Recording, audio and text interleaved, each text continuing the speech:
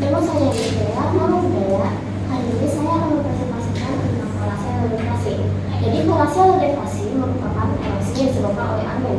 Biasanya ini terjadi di daerah gurun. Lalu sebenarnya kolase dan elevasi ini mempunyai sedikit perbedaan. Elevasi itu adalah proses pengangkutan partikelnya oleh angin, sedangkan elevasi itu adalah proses pengisian oleh partikel yang terbawa oleh angin. Jadi penyebab dari elevasi sendiri itu adalah kecepatan angin. Jadi angin yang kencang pasti akan memudahkan untuk mengangkat partikel kecil dari tanah. Lalu yang kedua, minimnya vegetasi. Berarti dengan minimnya vegetasi tidak ada akar yang nantinya menekan tanah supaya tidak terbawa angin. Lalu ketiga, tanah atau sedimen yang longgar. Tanah sedimen longgar mempunyai tingkat kepadatan yang rendah sehingga mudah rapuh dan akhirnya terbawa oleh angin. Lalu keempat, kondisi iklim kering atau gurun. Dengan kondisi iklim kering atau gurun berarti intensitas matahari sangat tinggi sehingga mengurangi kelembapan pada tanah dan akhirnya tanah menjadi rapuh dan akhirnya terbawa angin. Lalu penyebab dari kolase sendiri adalah partikel pasir yang terbawa oleh angin. Partikel pasir yang terbawa oleh angin ini berfungsi sebagai alat pengikis yang akan mengikis batu-batuan. Lalu kedua, kecepatan dan arah angin. Kecepatan ini merupakan tingkat energi yang nantinya partikel-partikel ini untuk mengikis batu-batuan, dan arah anginnya ini sebagai jika arah angin konstan dan hanya mengikis pada satu bagian, maka akan mempercepat proses pengikisannya.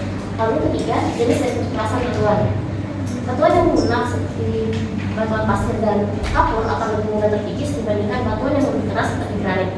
Lalu empat, kondisi lingkungan terbuka seperti gurun dan pantai. Kondisi lingkungan terbuka berarti tidak ada seperti pohon-pohon untuk menghalangi angin-angin ini sehingga kekuatannya nanti lebih maksimal untuk tidak terjadi kolase. Lalu kasus yang akan saya bahas ini adalah Dust Bowl, di mana terjadi pada tahun 1930-an di Amerika Serikat. Penyebab dari kasus Dust Bowl ini adalah deflasi yang sangat buruk dan petani yang kurang berpengalaman. Kenapa kurang berpengalaman? Karena petani ini malah menanam padi dan jagung yang sebenarnya membutuhkan banyak air, sehingga tanah yang sebenarnya tadi kurang lembab malah menjadi lebih tandus, dan ketika panas dan kering menyerang akan terjadi pengikisan. Jadi dampak dari kasus ini adalah tanah yang subur menjadi turun tandus seperti yang telah dijelaskan tadi. Lalu yang kedua, kemudian ekonomi, karena petani tidak bisa menanam di tanah yang tandus, dan bahkan jika menanam sekalipun kualitas sayur-sayuran itu juga menurun. Lalu ketiga, menyebabkan gangguan pernafasan. Pada kasus Dust Bowl ini banyak bertonton debu bertebangan di lingkungan tersebut, sehingga banyak tidak sedikit dari anak-anak dan juga orang dewasa terkena pneumonia.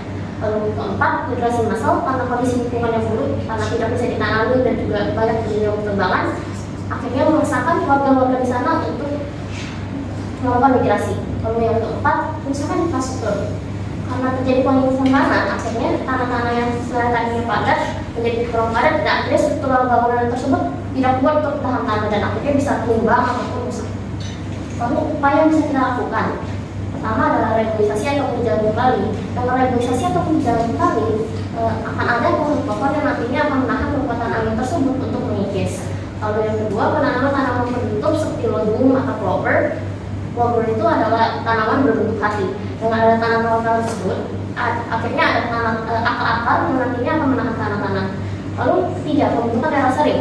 Mungkin terasering ini lebih sering dikaitkan dengan air, tapi pembuatan terasering ini juga bisa kita manfaatkan di gurun. Contohnya, fungsi terasering itu sendiri adalah untuk memperlambat arus air supaya tidak terjadi pengikisan.